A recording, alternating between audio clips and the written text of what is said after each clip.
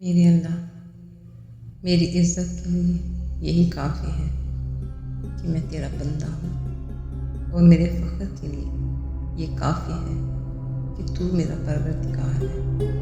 تو ویسا ہی ہے جیسا میں چاہتا ہوں، بس تو مجھ کو ویسا بندہ جیسا تو چاہتا ہے بنا دے، آمین۔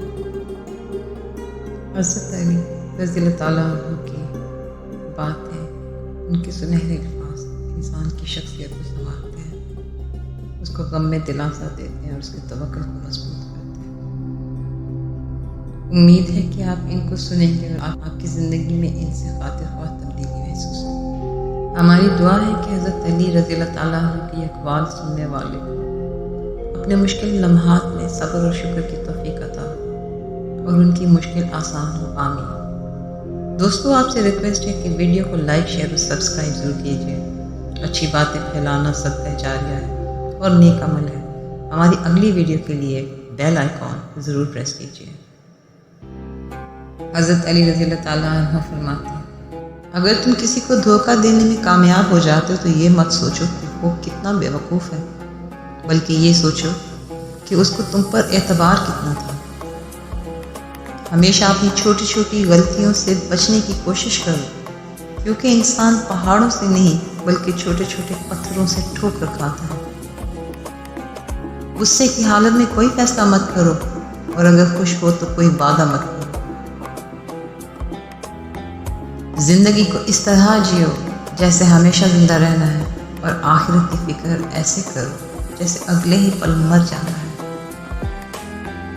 اگر کسی کا ظرف آزمانا ہو تو اسے زیادہ عزت دو، وہ اعلیٰ ظرف ہوا تو آپ کو اور زیادہ عزت دے گا، اور اگر کم ظرف ہوا تو خود کو اعلیٰ سمجھے گا۔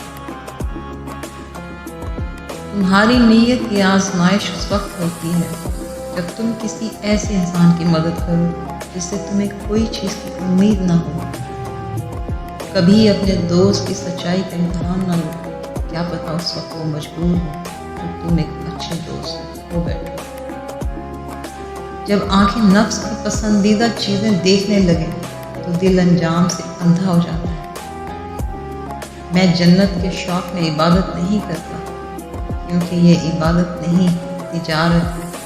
میں دوزخ کے خوف سے بھی عبادت نہیں کرتا، کیونکہ یہ عبادت نہیں، غلامی ہے۔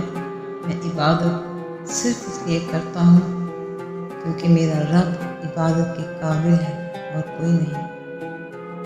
کسی کو تم چاہو اور وہ تمہیں ٹھکرا دے تو یہ اس کی بد نصیبی ہے، اور اگر کوئی تمہیں نہ چاہے اور تم اسے زبردستی اپنا بنانا چاہو